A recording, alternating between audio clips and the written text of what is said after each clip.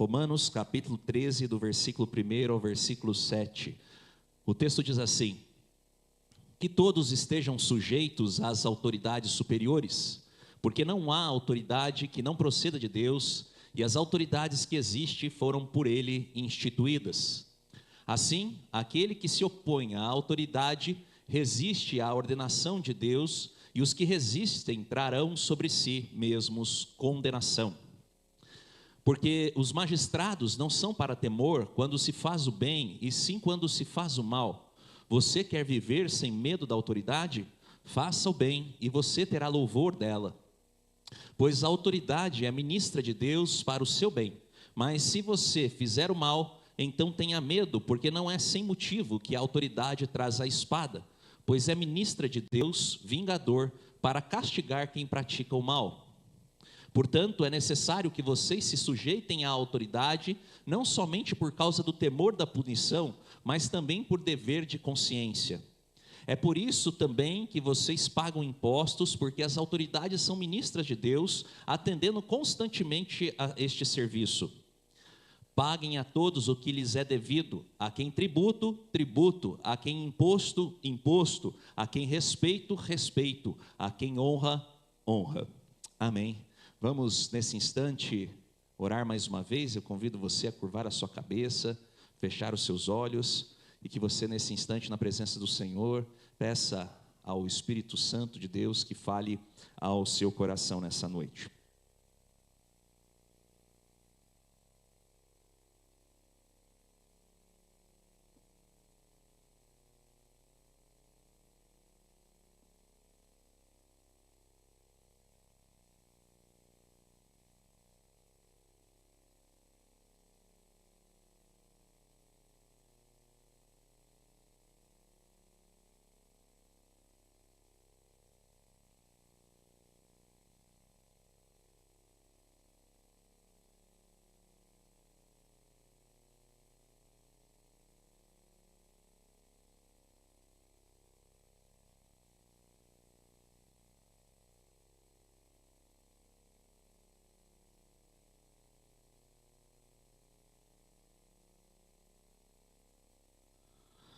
Pai, nesse instante, quando nós estamos nesse encontro precioso contigo, nós te pedimos, ó Pai, que o Senhor nos encha de Ti e nos esvazie de nós mesmos.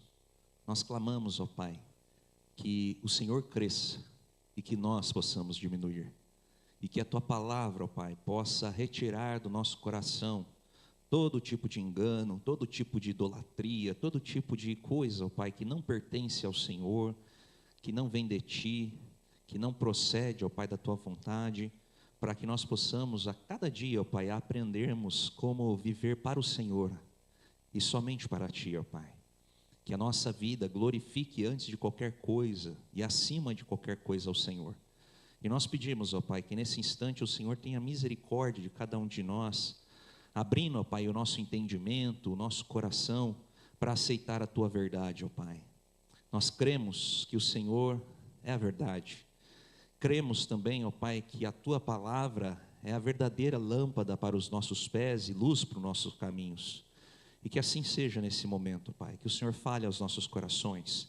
E os nossos corações, as nossas mentes, bem como os nossos ouvidos, estejam abertos, ó Pai, para a Tua vontade.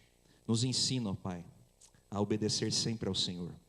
Nos ensina a sermos discípulos e discípulas que agradem ao Senhor. Que o Senhor encontre em nós, ó Pai, servos e servas que sejam bons e fiéis ao Senhor. Essa, Senhor, é a nossa oração, pedindo que o Teu Espírito nos conduza na reflexão dessa noite, no nome de Jesus. Amém. Tudo bem, meus irmãos e irmãs, nós estamos, como já dissemos várias vezes aqui, caminhando de maneira sistemática no estudo da carta de Paulo aos Romanos, e esse tipo de exposição, sermão que nós optamos a fazer, nos faz muitas vezes encontrarmos aí no meio do caminho alguns textos que são complicados para serem tratados em dias tão turbulentos como nós vivemos. E eu me refiro ao ambiente político, que nós vivemos nos tempos atuais. É óbvio que cada um de nós sabemos que a política tem trazido aí certo desconforto nos nossos relacionamentos e também tem trazido ao nosso coração, como população geral, certa frustração com os governos, com os governantes, com as instituições, e não precisa ser nenhum especialista ou um acadêmico para perceber isso, afinal de contas, em conversas, né, com as pessoas que nós conhecemos, ou então na leitura de um jornal, ou até mesmo rolando, né, os feeds das redes sociais, nós percebemos o quanto nós temos sido alvos, né, das tensões dessa área em específico nas nossas vidas. Quando nós conversamos, quando a gente lê alguma notícia que tenha relação com a política, e como os jornais se preocupam em vender aquilo que é ruim, porque o que é ruim dá ibope, né? Nós acabamos encontrando nessas páginas, nessas conversas, nas notícias que nós recebemos, escândalos políticos, nós recebemos as corrupções, né, que acontecem na nossa nação, o abuso de poder que muitas vezes os governos e também os governantes fazem. Nós também percebemos algumas declarações inflamadas de todos os lados, de todos os envolvidos, os atores, né, do meio político. Nós também percebemos alguns comportamentos que são incompatíveis com as funções que as lideranças ocupam, né, as funções políticas, as funções dos cargos públicos, enfim. Tudo isso tem trazido aí tensão para a nossa vida nessa área política, tem também trazido certo descontentamento, certa frustração. E diante de todas essas coisas, a pergunta que nos resta, e essa pergunta é uma pergunta digna, uma pergunta que nós precisamos nos perguntar e nos preocupar, é a seguinte, né? Qual é a postura que nós, como discípulos e discípulas do Senhor Jesus, devemos ter diante desse cenário político, diante das autoridades que aí estão constituídas? Eu não sei se você já se fez essa pergunta, mas eu acredito que cada dia mais, frente ao cenário que nós estamos vivenciando, não só no nosso país, mas é um cenário mundial, nós como cristãos deveríamos estar fazendo essa pergunta e estudando mais sobre isso, né? Qual é o nosso papel como discípula do Senhor Jesus, diante das autoridades constituídas, diante de todo o cenário que nós temos vivenciado e também observado. Meus irmãos, quando o apóstolo Paulo está escrevendo esses versículos, no capítulo 13 de Romanos, do versículo 1 ao versículo 7, Paulo não estava sendo uma pessoa alienada, pelo contrário, Paulo sempre apresentou certo conhecimento da sua realidade, ele estava sendo muito realista. Quando nós estudamos lá o primeiro capítulo de Romanos, nós lembramos aos irmãos, ou informamos aos irmãos, que Paulo vivia dentro de um ambiente extremamente político. Aliás, ele estava no coração desse ambiente político. Paulo estava escrevendo uma carta para justamente o coração do Império Romano, que era a cidade de Roma. E Paulo sabia tudo o que se passava ali. Paulo sabia da realidade que ele estava vivendo. E é interessante que nessa época que Paulo escreveu a carta de Paulo aos Romanos, nós encontramos um ambiente político que era desfavorável para os cristãos. E observe isso. Não era um ambiente ideal e perfeito para que o cristianismo se desenvolvesse ou crescesse. Pelo contrário, era um ambiente desfavorável, porque no trono do império estava o imperador Nero, que talvez foi um dos imperadores mais cruéis para com o cristianismo e mais instáveis também no governo. Mas mesmo assim, o apóstolo Paulo decide se arriscar, né? E escrever aquilo que era necessário, não somente para os cristãos daquela época, mas também para nós hoje. Porque se Paulo vivesse num ambiente perfeito e ideal politicamente, ele não precisaria dar orientações para a igreja. Mas entendendo que esse era um problema do seu tempo, e entendendo também que esse seria um problema dos nossos dias, Paulo então decidiu, né, escrever para que nós soubéssemos que a liderança que muitas vezes está constituída sobre nós é uma liderança falha, porque passa por seres humanos. Nossas lideranças e governos em todos os tempos na história falharam. E eu sinto em dar uma notícia para você que, como ser humano também, qualquer um que estiver à frente de algum governo humano continuará falhando. Mas a ideia que o apóstolo Paulo quer responder aqui é que nós estamos vivenciando, mesmo com governos falhos, o projeto de Deus sobre as nossas vidas. Isso é difícil a gente entender, né?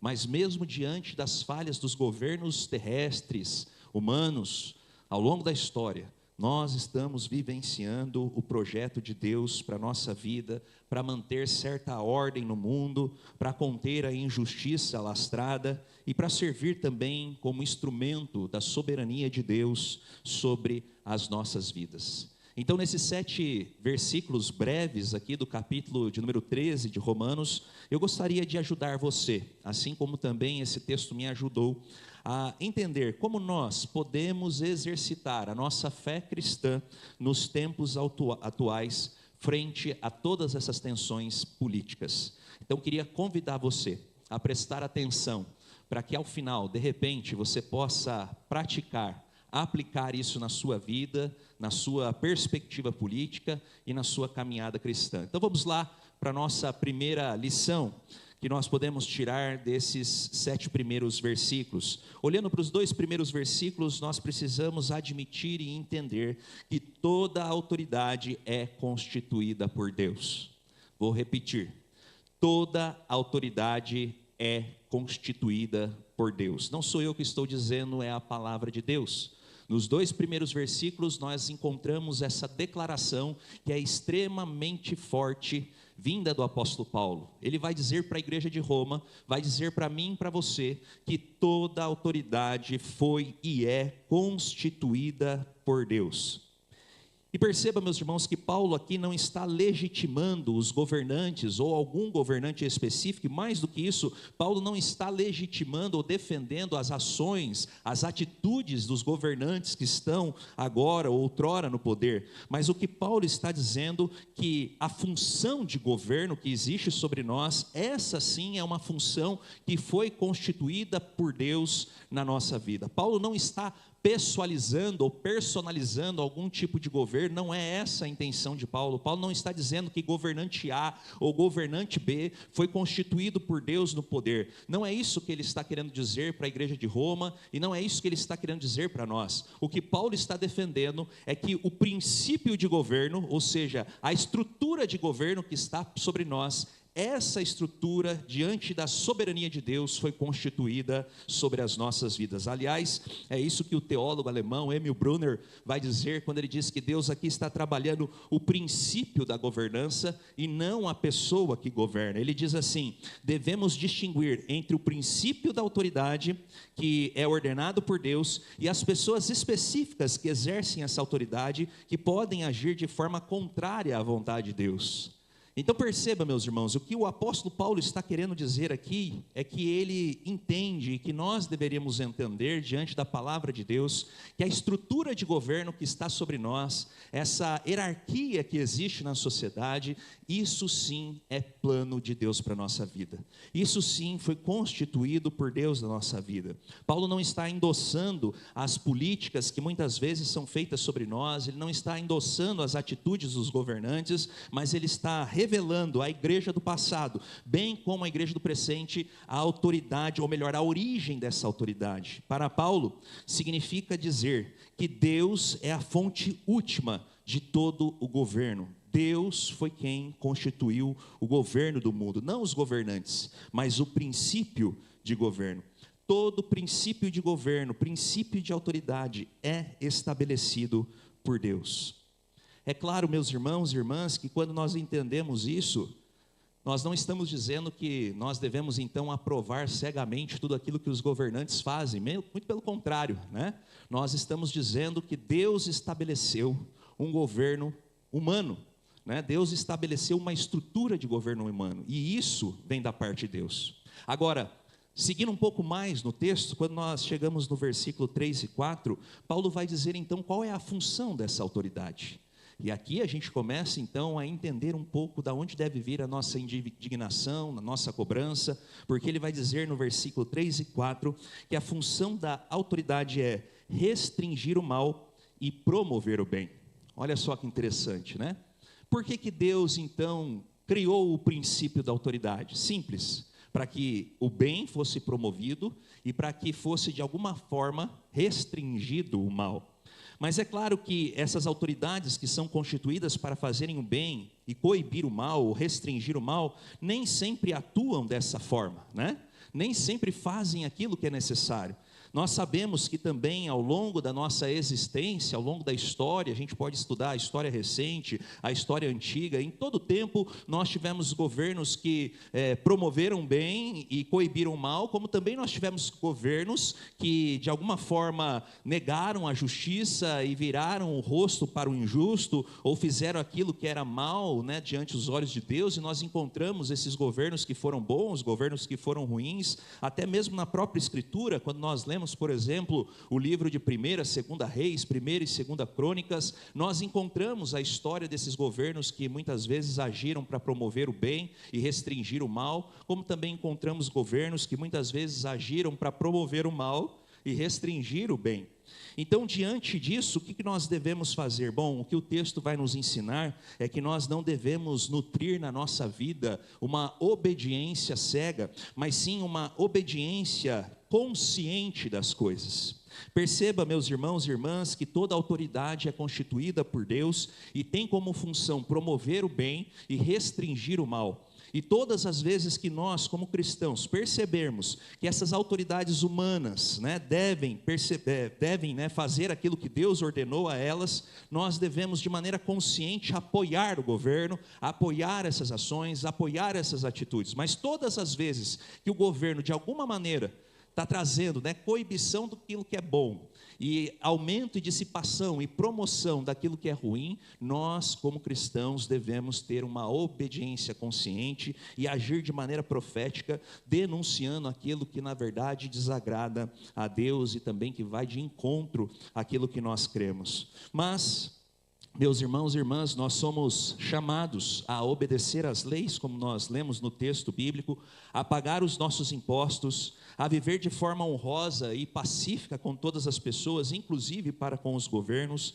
não porque nós entendemos que os governantes e os políticos são pessoas perfeitas, mas porque na nossa consciência cristã, nós devemos sim agir de maneira que agrade a Deus, que seja uma maneira cívica e relacionar com as pessoas de uma maneira que seja também produtiva e edificante, e para que no final das contas, nós também testemunhemos através da nossa cidadania.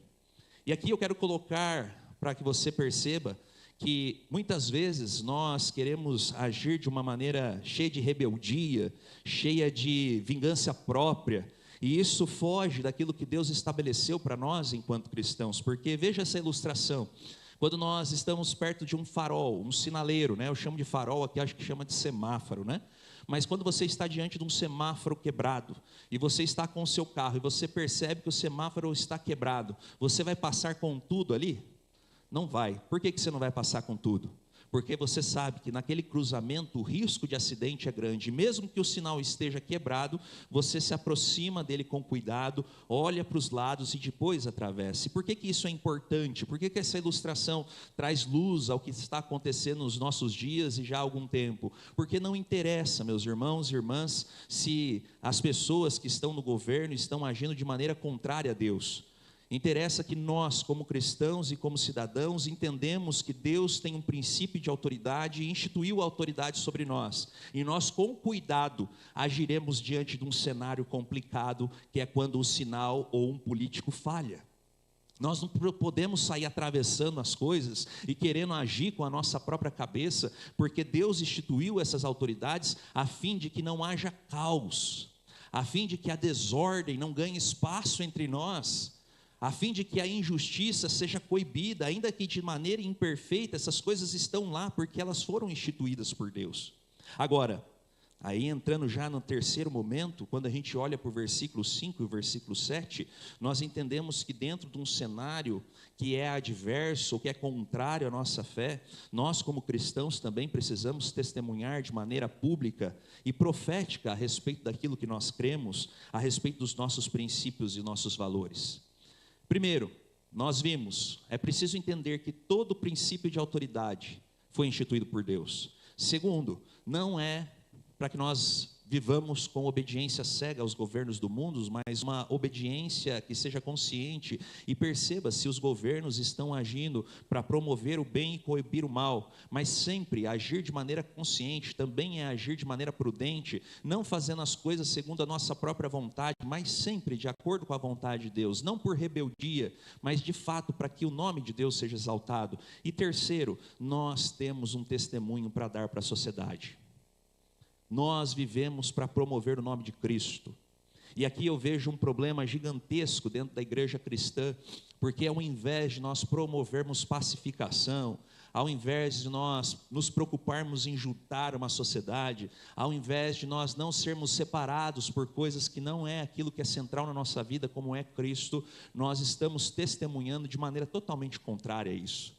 O que nós encontramos mais no nosso meio, e às vezes na nossa relação com a sociedade, é separação, é divisão, é controvérsia, e o texto não nos chama a isso. O texto bíblico faz questão de trazer à nossa mente esclarecimento, mas também nos desafiar a termos uma postura de testemunho frente a tudo aquilo que nós estamos vivendo. A palavra sempre nos chamou a vivermos de acordo com a vontade de Deus, então, portanto, meus irmãos, até nessas questões, e em todas essas questões, mas também entre essas questões políticas, que Deus seja soberano sobre a nossa vida, que a vontade de Deus prevaleça sobre nós. E aí então que nós percebemos que nós não devemos viver temendo apenas a punição daquilo que um governo ou outro possa praticar sobre nós, e é isso que o apóstolo Paulo diz, não é pela punição que nós obedecemos, que nós vivemos como bons cidadãos, mas nós obedecemos porque nós temos um dever de consciência, não para com o governo, não para com as pessoas, mas para com Deus. E é isso que nós deveríamos fazer no nosso dia a dia, vivermos o nosso cristianismo em todas as áreas, em todos os momentos, inclusive no ambiente, na área política. Isso significa, meus irmãos, que nós precisamos ser realistas nos dias que nós vivemos, mas acima de tudo também encontrarmos meios e estratégias para testemunharmos e proclamarmos o nome do Senhor Jesus, mesmo em cenários adversos, como era o cenário que o apóstolo Paulo viveu, debaixo inclusive do governo tirano de Nero sobre a vida dos cristãos. Os irmãos devem se lembrar que Nero tacou fogo em Roma, e uma das justificações que a história nos dá, que ele tacou fogo, na verdade, e culpou os cristãos de fazerem isso. Ele era instável emocionalmente, e para sair daquela problemática que ele encontrou de tacar fogo em Roma, ele colocou a culpa nos cristãos, e isso fez com que os cristãos fossem mais perseguidos, que o tempo que Paulo viveu, ele viveu antes dessa perseguição, mas a ideia é que depois que isso aconteceu, a perseguição foi ainda mais ferrenha dentro da igreja e contra a igreja. E nesse sentido, meus irmãos, dentro dos momentos adversos, o nosso testemunho deve sempre crescer. E se nós percebermos de maneira consciente de que algo atinge a nossa fé, atinge os nossos princípios, nós devemos então agir com o dever de consciência para com Deus daquilo que está escrito em Atos, capítulo 5, versículo 29, que nós lemos o apóstolo Pedro falando inclusive para os juízes do seu tempo, falando para o sumo sacerdote, para o sacerdote que era a liderança religiosa do judaísmo, mas também era o pessoal politicamente líder do povo judeu. Ele diz para eles o seguinte: mais importa obedecer a Deus do que aos seres humanos. E eu explico o contexto. Pedro foi preso, e a liderança judaica chama Pedro diante do tribunal, e os magistrados dizem para Pedro: ou você se silencia, ou você se cala e se adequa àquilo que nós estamos mandando para você, que é não falar mais a respeito desse Jesus, ou então você vai passar por um martírio. Então Pedro responde àquelas autoridades: mais importa servir a Deus e agradar a Deus do que agradar vocês. Essa é a conduta e o testemunho que todo cristão deve ter. Perceba, o texto defende a submissão, é a regra. Nós devemos ser submissos às autoridades, mas desde que essa autoridade não interfira na prioridade suprema de Deus na nossa vida. Deus é o nosso Senhor. Os valores e os princípios que nós temos são os valores e princípios bíblicos. Nós escolhemos isso para a nossa vida, nós escolhemos seguir a Jesus, nós ouvimos o seu chamado amoroso, nós decidimos viver como Cristo. Cristo traz os nossos valores, os nossos princípios. Nós, quando fomos batizados, nos comprometemos com a palavra de Deus, nos comprometemos com o próprio Cristo, que nós não nos desviaríamos nem para a direita nem para a esquerda, mas nós estaríamos vivendo aquilo que Cristo nos ensinou, e por isso é o que Cristo nos ensinou, e a prioridade máxima de agradar o nosso Senhor, que define a nossa cosmovisão, que define o nosso jeito de viver, que define os nossos relacionamentos, que define a nossa forma de ver todas as coisas. Portanto, submissão é regra. Nós somos submissos às autoridades, desde que essas autoridades não firam a prioridade suprema de Deus na nossa vida. Nós somos obedientes, meus irmãos, como a Bíblia manda. Mas quando nós somos convidados a, de alguma maneira, mentirmos com aqueles que mentem, agir com injustiça junto àqueles que agem com injustiça, a vivermos negligenciando os padrões morais que a Bíblia nos diz, e a vivermos muitas vezes de uma maneira, não buscarmos o bem comum, mas apenas o bem próprio, todas as vezes que nós somos convidados a isso, contrariando o ensinamento de Jesus, nós devemos levantar a nossa voz de maneira profética e testemunhar a respeito daquele que nós fomos chamados para seguirmos. Nós não seguimos a políticos, nós não seguimos a governos, nós não seguimos a estruturas que possam trazer algum tipo de ideologia, mas nós, quando decidimos seguir a Cristo, nós então dissemos para Ele que Ele seria o nosso cabeça e nós seríamos apenas o corpo. Isso é o princípio da autoridade suprema de Deus na nossa vida. Por isso o texto bíblico traz a ideia de que todas as vezes que um governo humano fira o princípio ou a prioridade de Deus na nossa vida, nós devemos dizer não. Então perceba, meus irmãos, que 3 são os conselhos que o apóstolo Paulo diz para o seu tempo, e 3 são os conselhos que nós também devemos absorver à nossa vida. Primeiro, toda autoridade é constituída por Deus.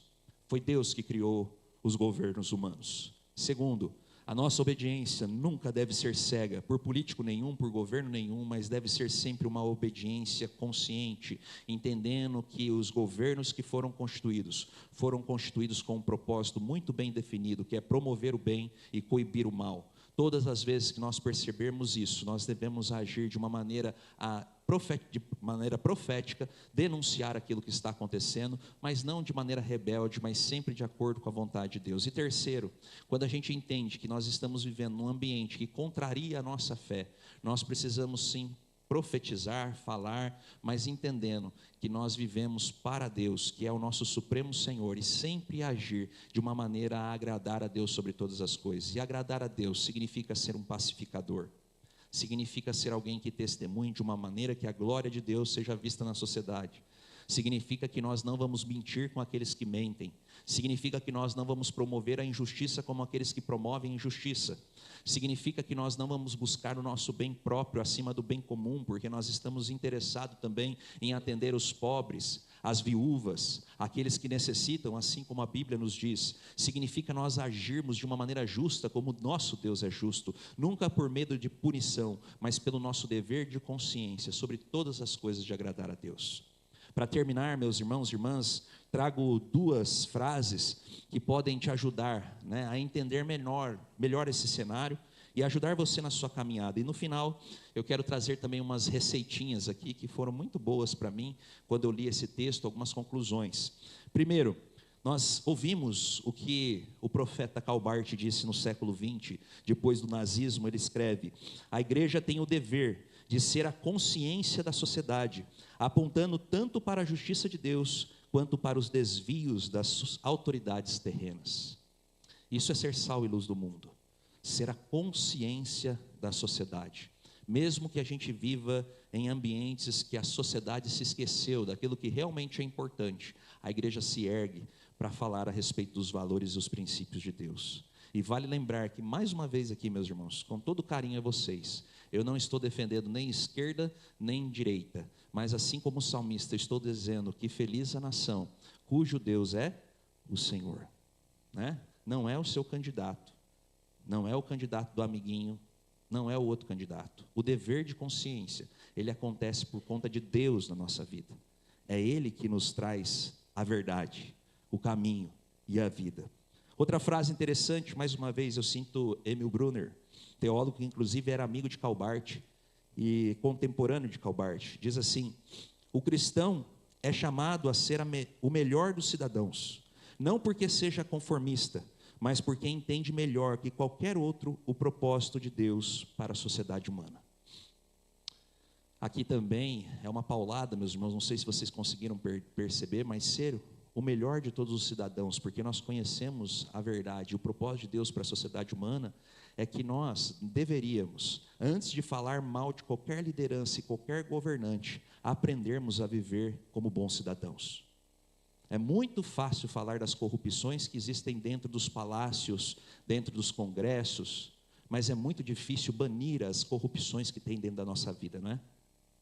É muito fácil nós falarmos sobre os abusos que existem dentro dos palácios, dentro dos congressos, dentro das câmaras, quando nós não banimos os abusos de autoridade que tem dentro da nossa vida. É muito fácil nós banirmos ou falarmos, na verdade, sobre aqueles que estão num cargo de liderança, e eu sei que nós temos que falar realmente, porque isso também é uma atitude profética, mas a nossa vida não for uma vida de bons cidadãos. E aí eu te pergunto, você é um bom cidadão? Porque não existe sequer um cristão no mundo que não seja bom cidadão. Se você é cristão de verdade, você é bom cidadão. Se você não é cristão de verdade, você nunca vai ser um bom cidadão. Aí você vai sempre não pagar os teus impostos, aí você vai dar honra para quem não merece honra, não é isso que diz lá no final do texto? Imposto é quem precisa lá do imposto. Honra para quem honra, mas o que a gente está fazendo? Sempre invertendo as coisas, porque o mau cristão vai ser sempre o mau cidadão. Então, antes de criticarmos, antes de falar que a gente tem uma palavra profética, resolva a tua vida, meu irmão. Seja bom cidadão, não deva na praça, não pratique injustiça, não minta, honre os teus compromissos. Seja alguém realmente à semelhança de Cristo, que ninguém tinha nada para falar a respeito dele. Viva a sua vida de uma maneira íntegra, irrepreensível, ou seja, sem repreensão dos outros. Seja você primeiro exemplo, né? A gente quer que o exemplo venha de cima, mas aí quando as ordens vêm de cima, você não quer, né? Então a gente tem que refletir um pouco sobre isso. E para terminar, meus irmãos, trago aqui uma receitinha que criei na minha vida, e quero que você, se achar útil, também viva na sua vida, para que você possa se nortear aí nos ambientes políticos e nas tensões que nós estamos vivendo. Diante daquilo que nós vimos nesses 7 versículos, importante orarmos pelos nossos governantes, não somente pelos que nós gostamos, mas aqueles que nós também não gostamos. Esse é dever de todo cristão, orar por nossos governantes, conforme 1 Timóteo 2, de 1 a 2. Segundo, respeitar as autoridades sem idolatrá-las. Deus constituiu o princípio da autoridade e não governante. Isso precisa ficar bem claro na nossa mente. Deus não tem pacto com aquilo que é errado.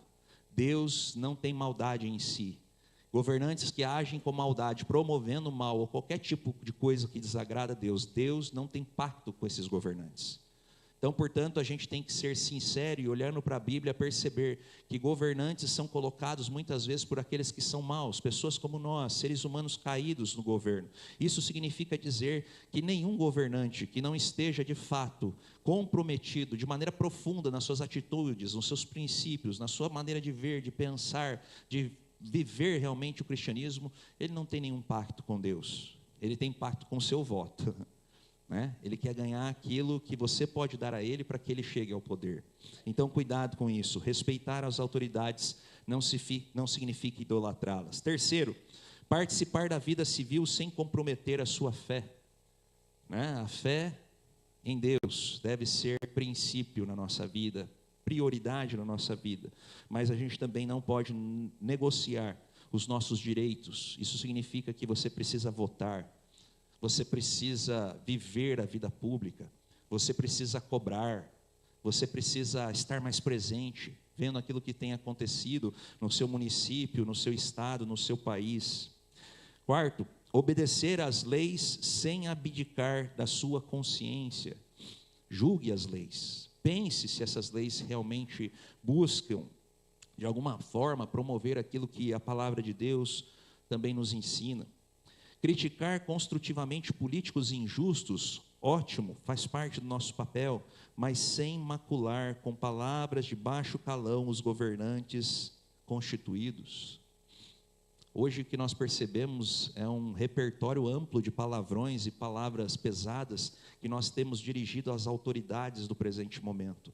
Cristão não faz isso com governante e com ninguém.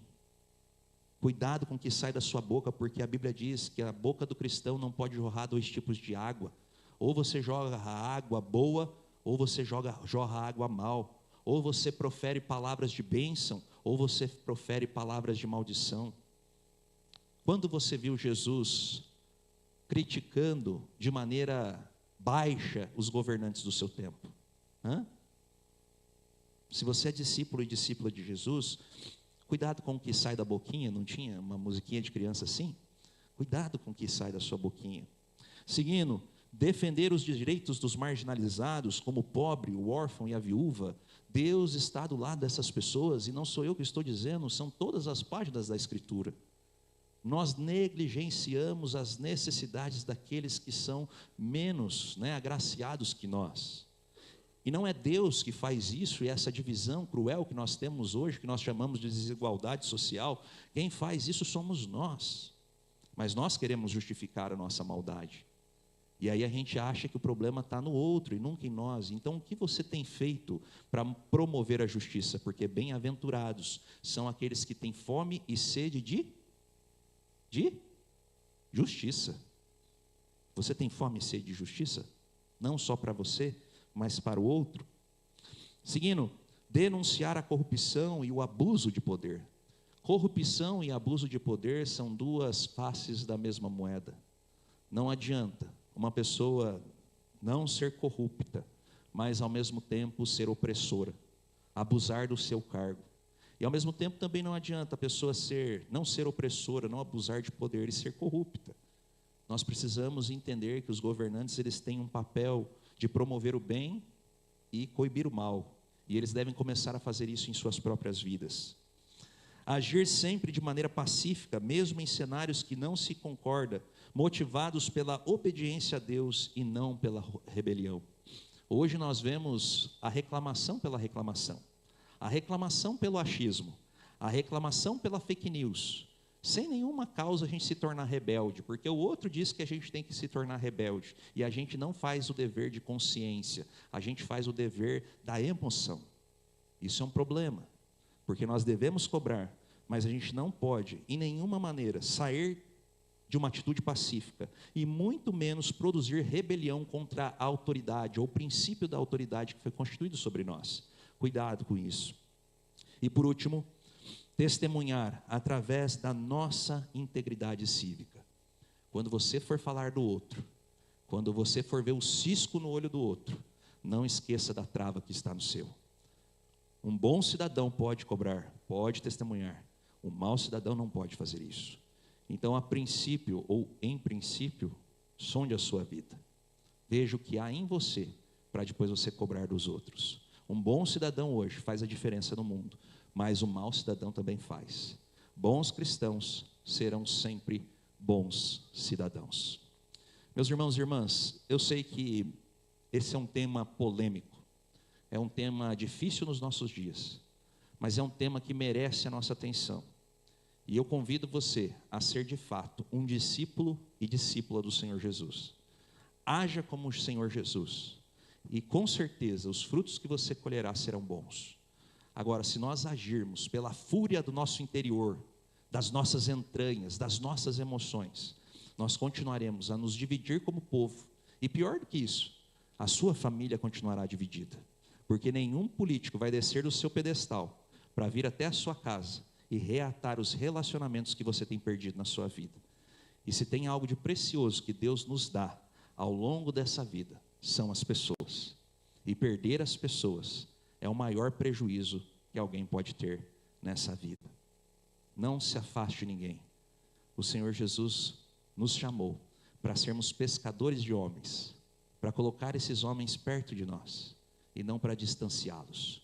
E o que nós temos feito hoje com a nossa vara, não é lançar a isca para pescar, mas é batermos com um caniço na água para que os peixes se vão. Não faça isso. O nosso propósito é trazermos novos seguidores para o Senhor Jesus. Essa foi a ordem que nós recebemos do Pai. Eu queria convidar nesse instante o Ministério de Música para vir até a frente. Nós vamos cantar mais uma canção. E essa canção ela é interessante porque ela vai chamar você a se consagrar, a fazer uma entrega total a Deus. Porque antes de nós querermos um país que seja um país diferente, um país que não haja injustiça, não haja corrupção, a gente precisa primeiro olhar para a nossa vida. E o convite dessa música é que você de fato se entregue totalmente no altar de Deus, para que Deus possa agir em você e para que você se torne então um instrumento, um canal de bênção na vida da sua família, na vida da sociedade, na vida do país. Quem sabe Deus te levante para os cenários políticos, mas que você vá sempre orientado pelo Espírito Santo de Deus e de acordo com os princípios e valores do Senhor Jesus.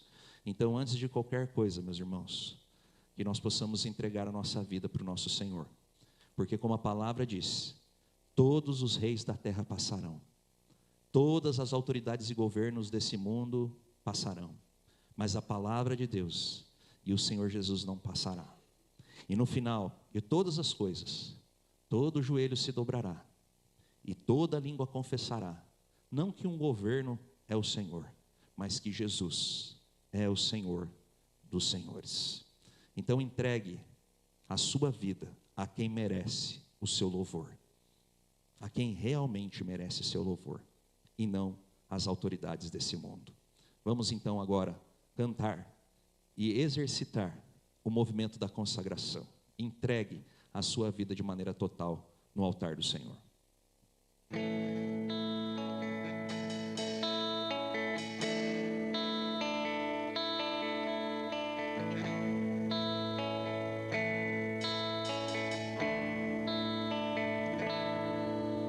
Ao Rei dos Reis consagro tudo o que sou, de gratos louvores transborda o meu coração.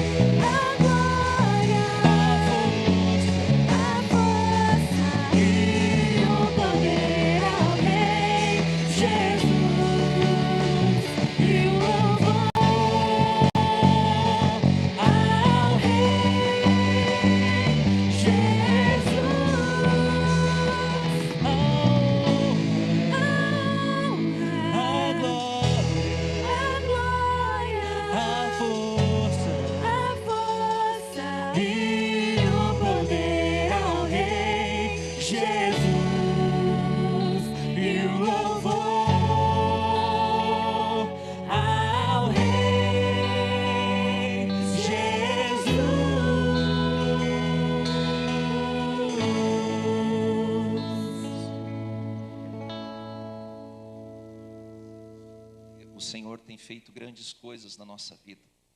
Nós queremos exaltar o Senhor, porque de fato, ó Pai, o Senhor é aquele que reina e governa sobre as nossas vidas. Acima de todo trono, ó Pai, está o Senhor. O Senhor é o Senhor dos senhores.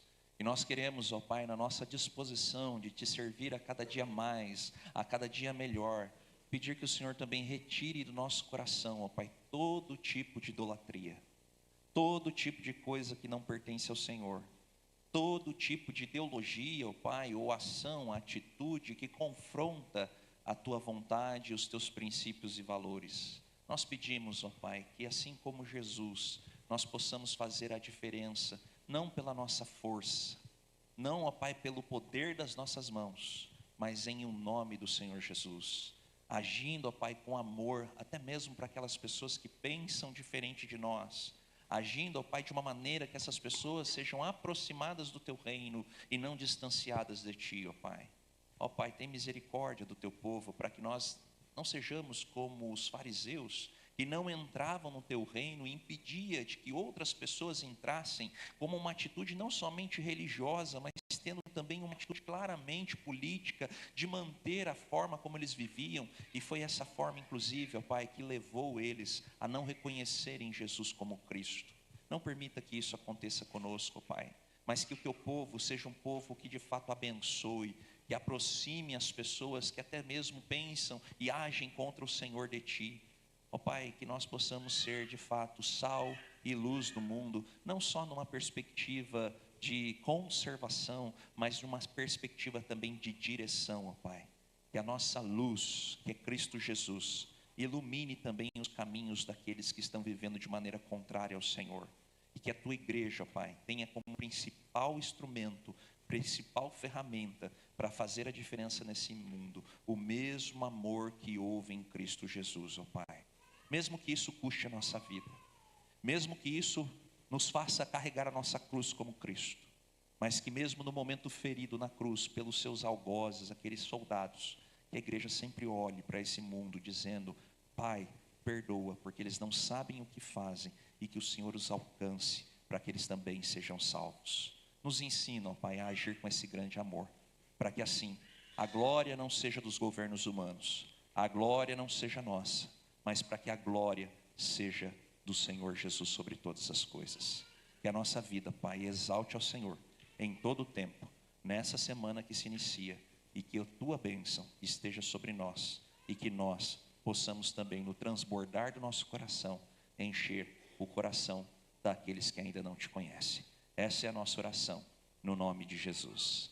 Que a graça do nosso Senhor e Salvador Jesus Cristo, o amor do nosso Deus e eterno Pai, a comunhão e as consolações do Espírito Santo de Deus estejam sobre a tua vida, meu irmão, minha irmã, sobre a vida da tua família, sobre a vida da nossa igreja, sobre a vida da nossa cidade, do nosso estado, do nosso país e do nosso mundo. Em nome do Pai, do Filho e do Espírito Santo. Amém. Deus abençoe você, meu irmão, minha irmã, uma excelente semana, e nos vemos aí numa próxima programação. Deus abençoe a todos.